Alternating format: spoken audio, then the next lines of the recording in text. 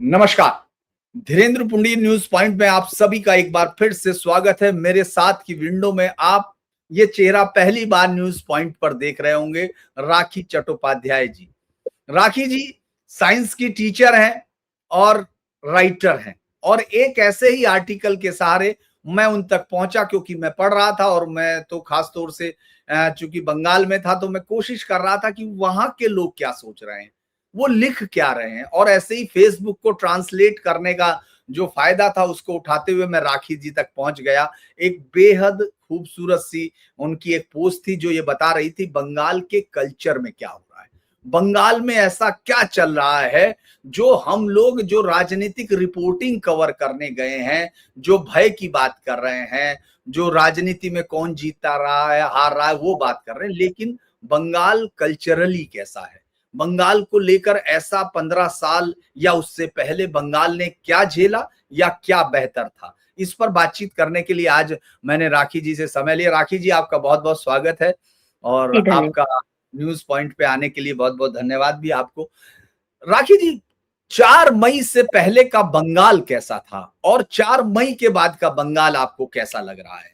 ये जो महिलाएं हैं जो हम लोगों ने नाचते गाते हुए देखा, क्या ये नैसर्गिक बंगाल की एक वो है, या फिर ये कह सकते हैं जो कह रहे हैं कि भाई ये तो सिर्फ गैर बंगाली हैं, ये लोगों ने तो असली बंगाल को हरा दिया। आप कैसे देखती हैं, जरा विस्तार से दर्शकों को बताइए। देखिए 4 मई से पहले जो बंगाल हमने देखा, मेरा जो यंग एज उसमें 15 इयर्स जो टीएमसी का रेन में जो मतलब मैं हम लोगों ने जो भी गुजारा वो तो मतलब बहुत ही सफोकेटिंग था। इट वाज लाइक हेल जो भी था। महिलाओं के जो निरापत्ता है, जो सिक्योरिटी है, वो तो कॉम्प्रोमाइज था ही। हम लोग निकल नहीं पाते थे घर से बाहर, क्योंकि वो जो अलग एक कम्युनिटी है ना, उन लोगों का तो खुली मतलब छोड़ दिया गया था उन लोगों को, कि वो कुछ भी करे, हम लोगों का रिपोर्ट नहीं लेता था पुलिस स्टेशन, और एफआईआर दर्ज ही नहीं होता था। तो we really suffered a lot because of this TMC government. और उससे भी पहले अगर मैं बात करूं, परिस्थिति वैसे ही था, इतना भी गंभीर नहीं था, लेकिन मोरलेस वैसे ही था। इस टीएमसी रेन में क्या हुआ, इस टाइम पीरियड में वही परिस्थिति इंटेंसिफाई हुआ। आप जो भी देख रहे थे ना, ये series of rapes and all murders and infiltration.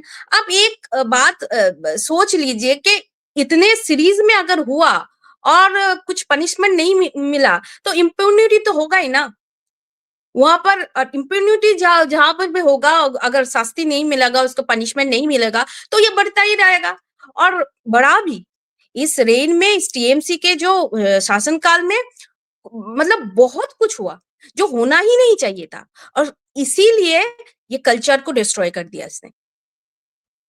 और ठीक ये है।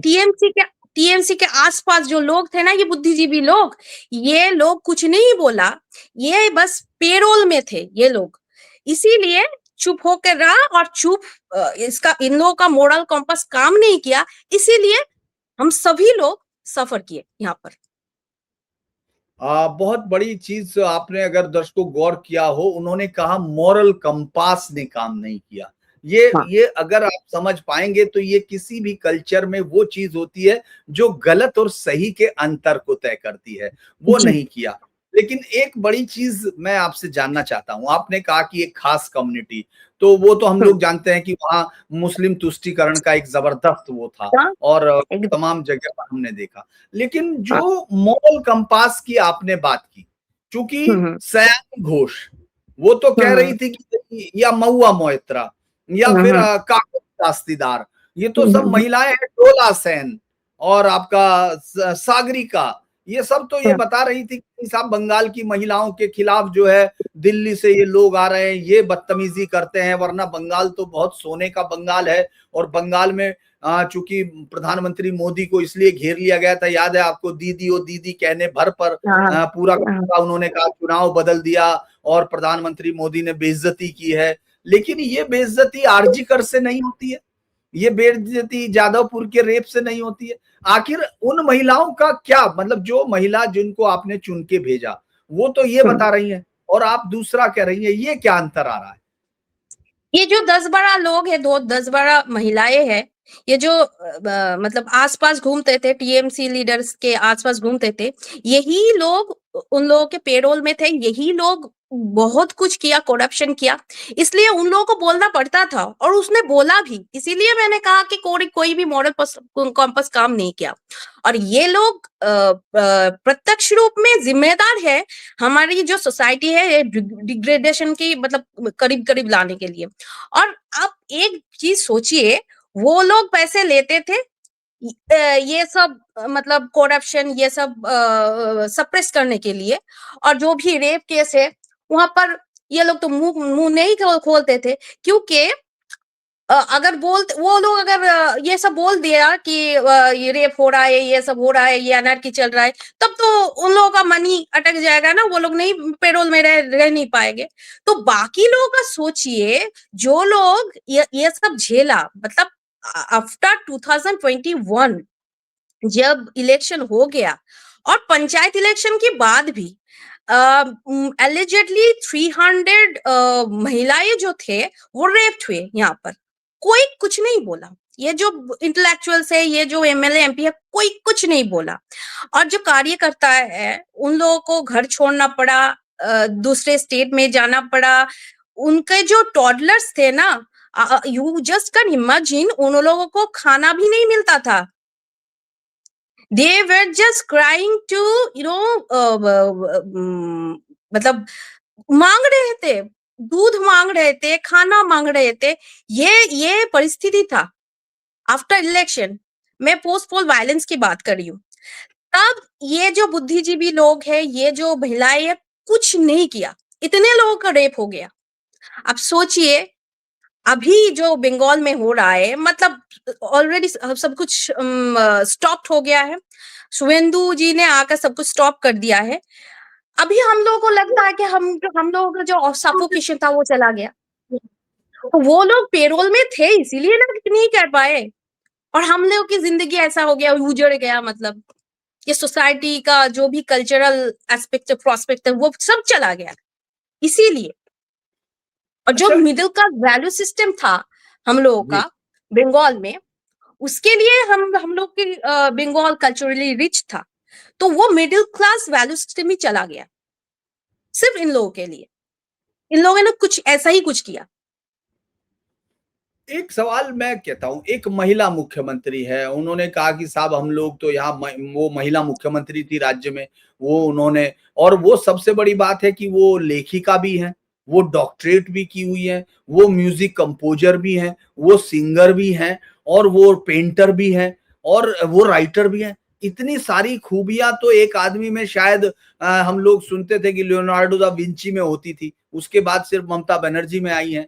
इसके बावजूद आप ये मान रहे हैं कि ऐसा नहीं था, ये बात थोड़ा सा दर्शकों को लग रहा होगा कि राखी जी क्या बता रही। अच्छा, दूसरा एक जो फिल्मों के अंदर और जो हाँ, कलाकारों का, जैसे वो हाँ, मुंशी या क्या क्या नाम थे, मैं उनके नाम, आप हाँ, उनको ज्यादा अच्छे से बता सकती हैं, जो हाँ, एक हाँ। कलाकारों का है जो इनके साथ था, उनके बारे में थोड़ा बताइए कि वो किस तरह की संस्कृति की बात कर रहे थे, क्योंकि हर बार मैं यही सुनता रहा दोनों चुनाव में कि ये जो लोग बाहर से आ रहे हैं ये बांग्ला संस्कृति को बर्बाद कर देंगे, ये गुजराती, ये मारवाड़ी, ये हिंदी के लोग ये सब बर्बाद कर देंगे। तो क्या पहले से ही बंगाल को ऐसे चिढ़ है बाकी सब चीजों से, आपको लगता है, या ये कहानी कुछ और थी? जरा इसके बारे में दर्शकों को बताइएगा, आप थोड़ा सा कल्चरली भी बताइए, जो ये लोग जिनके चेहरे हैं, जो सब पे कब्जा किए हुए थे, जो नाट्य अकादमी वो उनकी, कोलकाता जो फिल्म फेस्टिवल वो सब, और म्यूजिक की दुनिया पे तो आप उनको, आप मैंने आपके आर्टिकल में भी पढ़ा था, तो थोड़ा दर्शकों को बताइए कि किस तरह ये सब चल रहा था।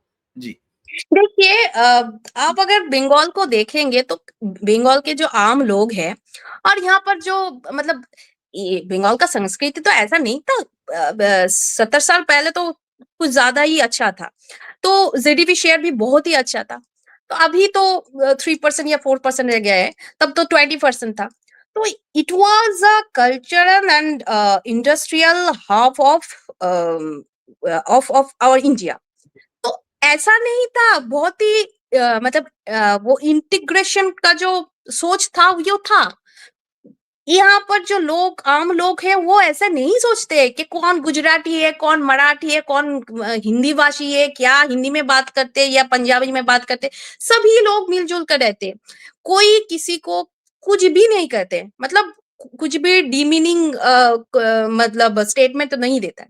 लेकिन चिढ़ इन लोगों का है क्योंकि इन लोगों ने इन्फिल्ट्रेटर्स को, बांग्लादेशी इन्फिल्ट्रेटर्स को पनाह दिया था। they gave shelter to the Bengali Bangladeshi infiltrators। इसीलिए क्या हुआ को उनको लगने लगे कि ये भारतीय जो है ये बाहर के है और जो बांग्लादेशी है वो अपना है, क्योंकि ये लोग बनाना ही चाहते हैं कि बांग्लादेश से जुड़ जाए या प्रधानमंत्री बन जाए ये वो हमारे ममता बनर्जी।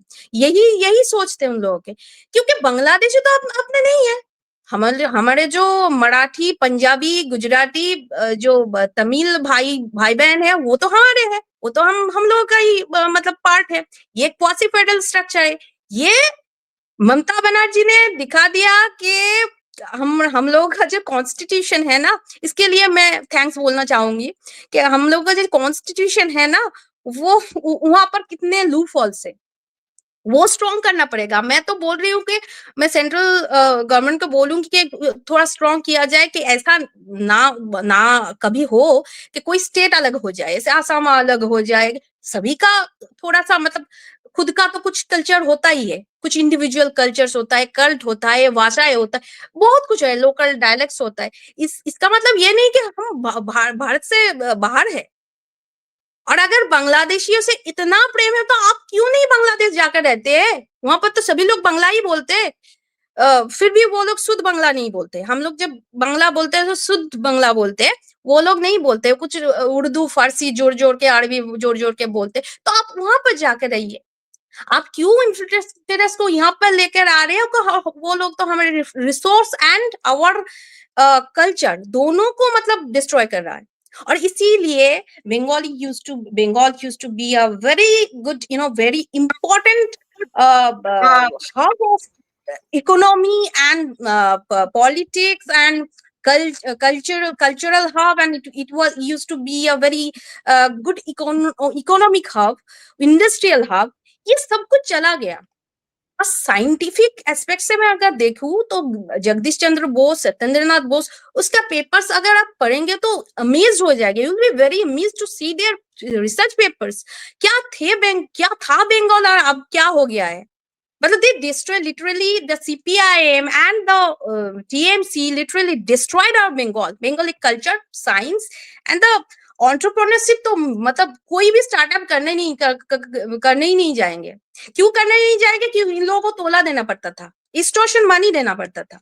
तो ऐसे ही मतलब थोड़ा करके करके ये सब कुछ नष्ट हो गया। ये उजड़ा हुआ जो जमीन देख रहे हैं ना, ये थोड़े करके सब कुछ खत्म हो गया। सीपीआईएम और टीएमसी बस इंटेंसिफाई किया। लेकिन एक बात मैंने देखी कि वो बार बार ये कहती रही कि हमारे यहाँ तो महिला शक्ति को पूजा जाता है, बंगाल महिला शक्ति की बात करता है। और मैंने काफी कड़े सवाल किए लोगों से कि अगर ये है तो हम 77 से पहले भी हमने देखा, 72 से कांग्रेस एकदम मूड में आ गई थी, सिद्धार्थ शंकर रे की सरकार नाखून नोच रही थी, लोगों को जेल में डाल रही थी।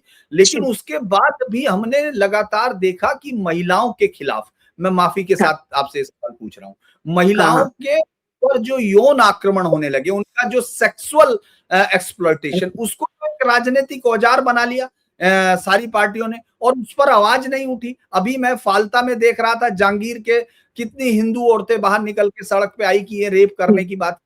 2021 का मैंने जिक्र किया। तो कभी क्या ये जिस आप कल्चर की बात करती हैं, जिस सोसाइटी की बात कर रही हैं, जो वहां की इंटेलेक्ट सोसाइटी कही जाती है तथाकथित, उन लोगों को कभी ये नहीं आया कि किस तरह से महिलाओं के साथ रेप को रोका जाए? और सिर्फ रिकॉर्ड में लिखने से तो रोक नहीं रुकते। आपने नहीं लिखा एनसीआर में तो कोई बात नहीं, लेकिन रेप तो वहां हो रहे थे। हत्या किस तरह से वो हिंदू बच्चियों को पकड़ के लेके जा रहे थे, ये तो सब लोग अब बता रहे हैं। तो इस पर डिस्कशन नहीं होता, इनसे कभी बात नहीं हुई लोगों की।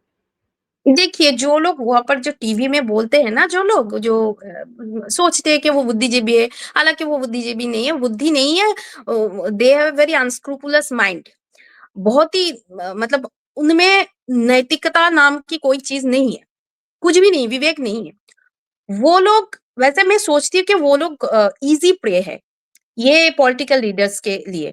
क्योंकि वो लोग जो भी मतलब उस स्टेटस ऑफ लिविंग मेंटेन करते हैं ना, वो मतलब उतना काम मिलता नहीं तो वो मेंटेन भी करना पड़ता है।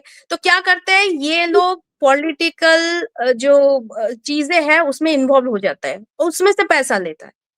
और मतलब वो एक सिम्बायोटिक रिलेशनशिप बना लेते हैं कि हम तुम्हारे लिए बोलेंगे, तुम हम लोगों के लिए करना, या ऐसी एक सिम्बायोटिक रिलेशनशिप वो बना लेते हैं। और इसीलिए हो जाते हैं ईज़ी प्रे। और पॉलिटिकल पार्टी इन लोगों को यूज़ करते हैं, इन लोगों को फेस का यूज़ करते हैं और इन लोगों का जो थोड़ा बहुत फेम है उनको यूज़ करके, जो भी हमारे जो मार्जिनलाइज्ड लोग हैं, जो गाँव के लोग हैं, उनको मतलब मूर्ख बना देते हैं वेरी ईज़िली। हालाँकि ज़्यादा दिन ये सब नहीं चलता है। इस बार उन्होंने भी दिखा दिया कि वो भी मतलब बहुत समझदार है। तो ये सब करते-करते क्या होता है कि वो उन लोगों के मतलब शेल्टर में चले जाते हैं और प्रॉब्लम क्रिएट होता है, जो भी मार्जिनलाइज्ड पीपल है, यहाँ पर जो प्रांतिक लोग हैं, उन लोगों के लिए, और जो मध्य वर्ग की श्रेणी है, उन लोगों के लिए। क्योंकि उन लोगों के लिए ना वो मान-अपमान ये सब बहुत चीज़ें होता है, ये बहुत कंसिडरेशन रहता है। तो कुछ भी हो जाए किसी लड़कियों के साथ, तो वो बाहर आकर नहीं बोलते कि ये ऐसा हो गया। और हो भी जाते किसी ने जाकर अगर मतलब रिपोर्ट भी करते थे ना, तो स्लैट शेमिंग शुरू हो जाता था। ऐसा कर दिया था यहाँ पर सिचुएशन। तो बोल ही नहीं पा रहे थे महिला लोग। अभी बोल पा रहे हैं, क्यों अभी वो मतलब वो ये जो मतलब जो जो भी शुभेंदु अधिकारी ने जो भी स्टार्ट किया कि आप जो भी कहना चाहते हैं आप बोलिए सबके सामने, आपका जो प्रॉब्लम है आप सामने आके बोलिए, कोई भी भय नहीं है। आप सामने आके बोल सकते हैं, कोई कुछ नहीं करेगा, गुंडा राज नहीं चलेगा।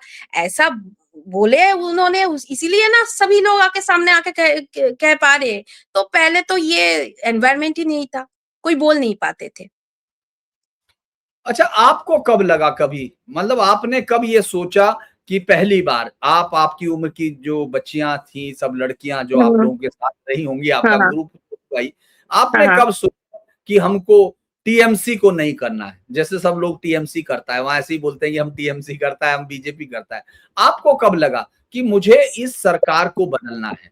ये कब महसूस हुआ और उसके बाद क्या डर लगा, क्योंकि सबके सामने कहने में डर लगता था, या क्या आपको लगा? ये मुझे थोड़ा अपना पर्सनल एक्सपीरियंस बताइए, ताकि आपका ग्रुप कैसे सोचता था, क्योंकि हम लोग अभी भी ये समझने में, मतलब दिल्ली के पत्रकारों को अभी भी ये परेशानी आ रही है कि अचानक हाँ। ये डरती महिलाएं, चुपचाप बैठी हुई महिलाओं ने इतना बड़ा कमाल कर दिया, इन्होंने तो पूरा ही सर के बल खड़ा कर दिया। तो ये कब आना शुरू हुआ आपके अंदर कि साहब बदलना है, और आप कब तक वोट करती रही? टीएमसी को वोट किया या लेफ्ट को किया? मतलब किस तरह का जो आपका कल्चरली माहौल के बारे में हम लोग थोड़ा जानना चाहते हैं। देखिए, जब मैं वोट देना, हम लोग के ग्रुप में जो भी जनरेशन के लोग जब वोट करना शुरू किया, तो तभी चले आए ये टीएमसी। उससे पहले तो हम वोट नहीं देते थे। तो जब आए, तो तभी हम लोगों को लगा, जो भी थोड़े बहुत पढ़ाई-लिखाई करते, तभी लगा कि इसको वोट नहीं देना है। क्योंकि फ्रॉम द वेरी बिगिनिंग हमने ये देखा कि उसको टाटा टाटा को भगा दिया। सिर्फ अपनी पॉलिटिकल गेन के लिए टाटा को भगा दिया। हालाँकि हम लोग जो पढ़े-लिखे लोग हैं, उनको जॉब चाहिए था तब, क्योंकि तब तक तो हम लोग कॉलेज से निकल चुके थे, पास आउट हो गए थे। तो देखा कि ये तो आकर ही टाटा को भगा दिया, मतलब भगाते-भगाते आ गया। अभी अपने गेन के लिए सभी लोग उनके आजू-बाजू में जो भी लोग आ रहे थे, सभी करप्शन किया। यू कांट इमेजिन सर, यहाँ पर जो भी करप्शन हुआ है, मतलब सिर्फ कोल चोरी नहीं हुआ, सिर्फ मतलब जो ये सैंड है वो चोरी नहीं हुआ, वहाँ पर वो सिर्फ नहीं हुआ, बहुत कुछ हुआ है करप्शन उस नियोग प्रक्रिया में। मतलब जो जॉब है ना, जॉब का जो एग्ज़ाम है, वहाँ पे बहुत इधर-उधर किया गया है। और मुझे लगता है कि डब्ल्यूबीसीएस का जो एग्ज़ाम होता है, वहाँ पर आपको पता है कि ब्लैंक शीट देकर बहुत लोगों को वहां पर रिक्रूट किया गया, ये रिक्रूटमेंट स्कैम में। तो बहुत लोगों को रिक्रूटमेंट किया गया, अभी तक वो कैडर के रूप में है, मतलब वो कैडर्स के लायक कैडर्स के रूप में वो काम करते थे टीएमसी के लिए। और जो teachers recruitment scams, group D recruitment scams, वो तो है ही। एक भी एग्जाम ऐसा नहीं हुआ कि वहां पर मतलब एक ट्रांसपेरेंट रिक्रूटमेंट हो, कुछ भी नहीं हुआ। और उसके ऊपर केस पे केस, केस होता ही रहा। और हमारा जो जनरेशन है ना, उनका जो ड्रीम्स था, they literally snatched our dreams. वो मतलब वो ले गए, सब बर्बाद करके ले गए। मैं पर्सनल एक्सपीरियंस बता रही हूँ, मैं टीचर हूँ, मतलब फॉर्चुनेट क्या मैं वो 5% में हूँ जो मतलब स्वच्छ नहीं हुआ है। तो वहां पर घुस के मुझे जो महसूस हुआ, क्योंकि मैं थोड़ा राष्ट्रवादी हूँ, नेशनलिस्ट हूँ, इंटीग्रिटी की बात करती हूँ, इसीलिए मुझे साइडलाइन किया गया। And I was feeling very much stranded there. मुझे मतलब इतना एट्रोसिटीज है, वो स्कूल इंस्पेक्टर से लेकर ये एडिशनल स्कूल इंस्पेक्टर, डीआई, सभी इतने इतना प्रेशर क्रिएट किया। 6 बार मुझे सो को रिलेटेड उन लोगों ने इशू किया, for nothing. I was punish for nothing, मतलब कुछ था ही नहीं बोलने के लिए, फिर भी किया गया, क्योंकि मैं जो एक्सटॉर्शन मनी लेते थे ना, वो लोग वो नहीं दिया इसलिए। और टीचर एसोसिएशन भी एक्सटॉर्शन मनी लेते थे, और वो देना पड़ता था सबको, और मैंने नहीं दिया, मैंने प्रोटेस्ट किया इसलिए। तो ये चलता ही रहा। ये एक्सटॉर्शन मनी कहाँ से लेते थे, मतलब मैं बोल भी नहीं सकती। मतलब आप एक झालमुड़ी अभी बहुत फेमस है, एक झालमुड़ी भी अगर खरीदे ना, वहां पर भी एक्सटॉर्शन मनी देना पड़ेगा 1 रुपया, ऐसा था हाल। अच्छा, तो लेकिन और ये जो फिल्मों का या उसकी बातें करें या जो गीत हाँ हाँ संगीत जिस हम लोग हाँ बात हाँ कर हाँ रहे थे, जिसको ये कह रहे हैं, तो आपने उसमें कलाकारों का रोल कैसे देखा? वो क्या बोलते थे उनको? जब मैं देख रहा था, आपने लिखा एक किसी उसके लिए लिखा, आपका बड़ा अच्छा वो आर्टिकल था, मैं देख रहा था, तो हाँ। उसी के संदर्भ में मैं समझना चाहता हूँ कि ये सब क्या मृणाल सेन जैसे लोगों को ममता बनर्जी ने उससे आते ही निकाल दिया कि वो जो कोलकाता फीचर फिल्म के जो वो हमेशा के लिए वो थे, गेस्ट थे, परमानेंट मेंबर, वो जो गेस्ट थे, उनको हटा हाँ दिया। के बावजूद लोग ये कैसे भाषण देते रहे कि नहीं साहब, कल्चर के लिए तो बहुत बड़ा काम हुआ और बंगाली कल्चर हाँ। को ये समझता नहीं। क्या महुआ आप मोइत्रा, सयानी घोष कुछ ज्यादा बंगाल की कल्चर समझते हैं बाकी से, या कुछ क्या है ये जो सबको रोज डराती हैं वो कि नहीं तुम देखिए, बंगाल नहीं? बहुत लोग मैंने बहुत wide range of people are there. बहुत लोग थे, वो सेल्फ प्रोक्लेम्ड मतलब बुद्धिजीवी, सेल्फ प्रोक्लेम्ड इंटेलेक्चुअल्स थे। कबीर सुमन नाम के एक लोग है यहाँ पर, वो खुद खुद को आर्टिस्ट कहते हैं। वो जब दीपू दास को जलाया गया, ही वाज बर्न्ड अलाइव, उन्होंने कहा कि बांग्लादेशी जो मुस्लिम है उन लोगों को मतलब गलत तरीके से दिखा रहा है, ये लोग प्रोपागंडा कर रहे हैं। अब बताइए, एक हिंदू लोग, नाम कबीर सुमन, पता नहीं कौन से रिलीजियन का है, वो सुमन चट्टोपाध्याय था पहले।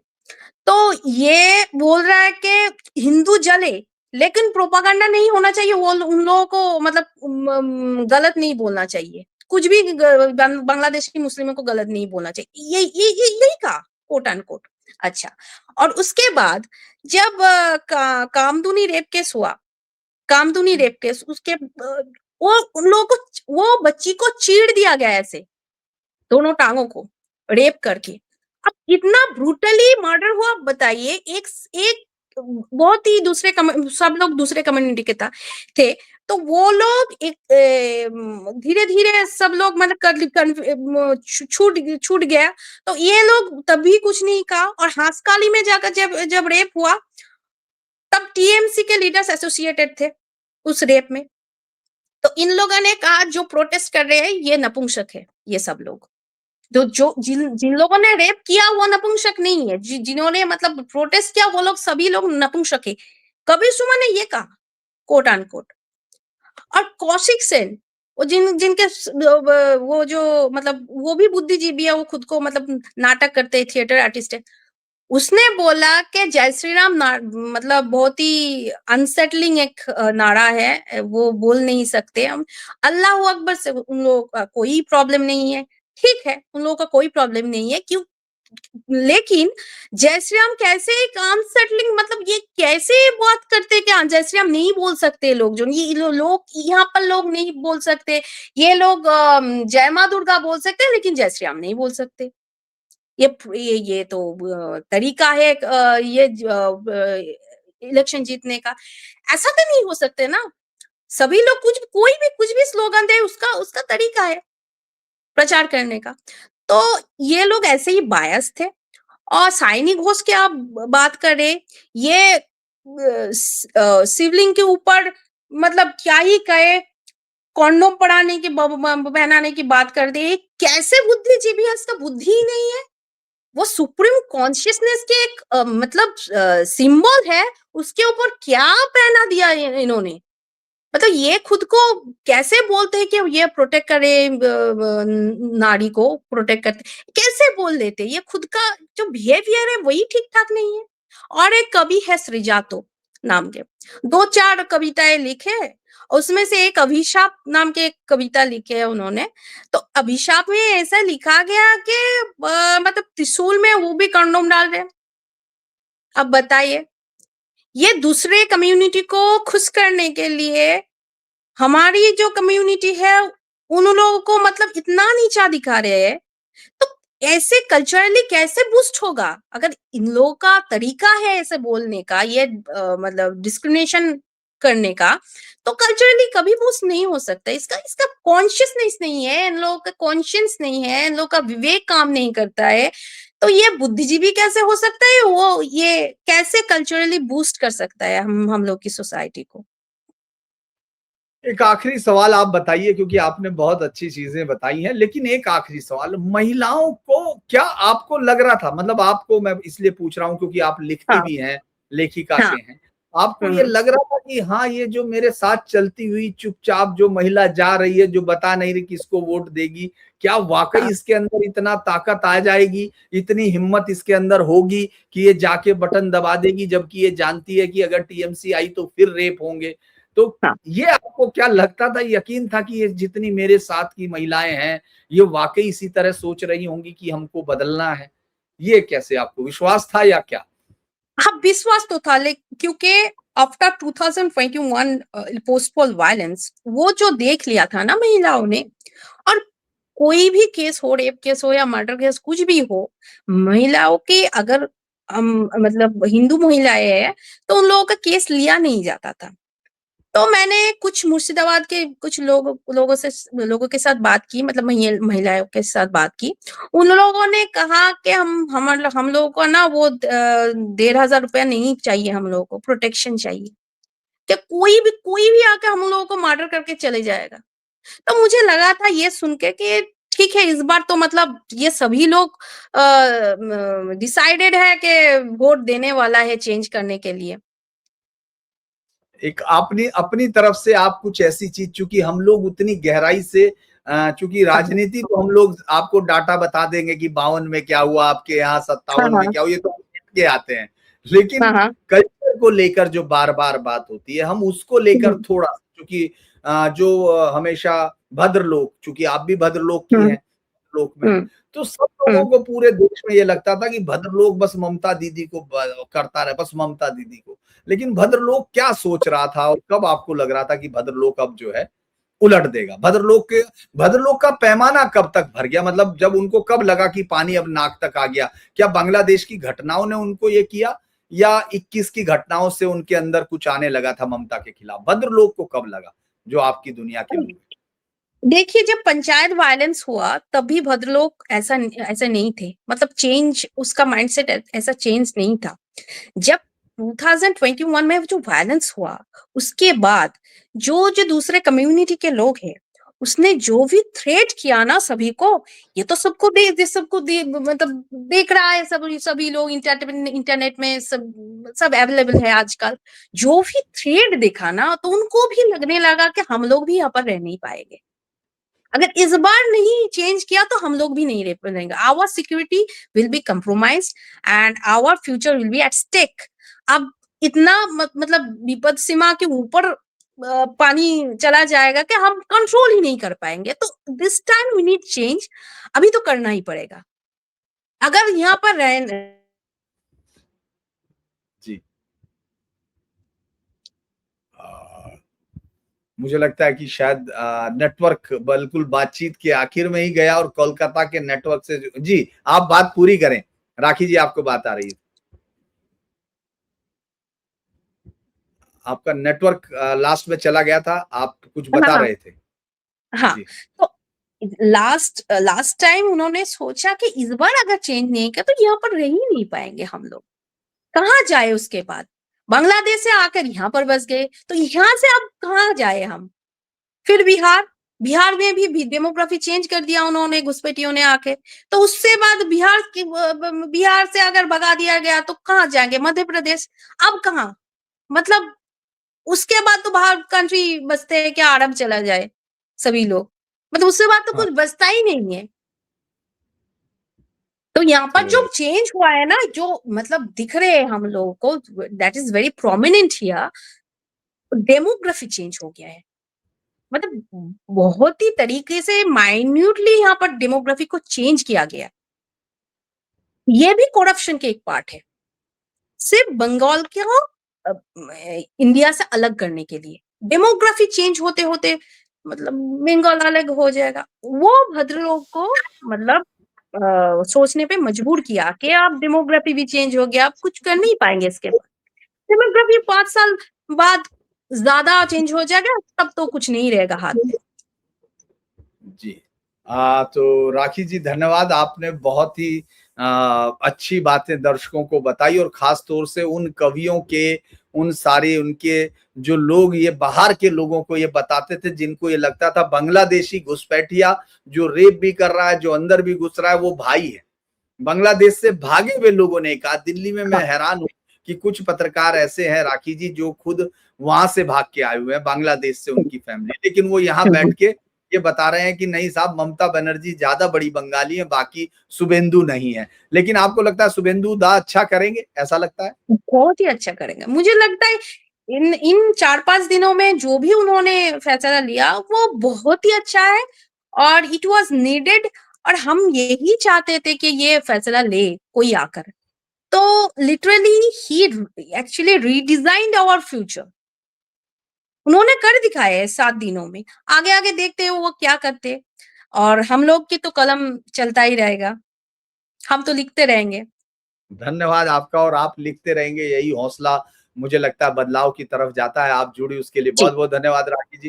तमाम दर्शकों से अनुरोध है चैनल को लाइक कीजिए, सब्सक्राइब कीजिए और इसको आप सहयोग भी कर सकते हैं। नमस्कार। दूसरा, राखी जी का अगर किसी को बांग्ला आती है तो वो राखी चट्टोपाध्याय उसी नाम से आप लिखती हैं। और हाँ, आपका कोई चैनल है राखी जी आपका कोई? चैनल है ये, मैं लिखती रहती हूँ।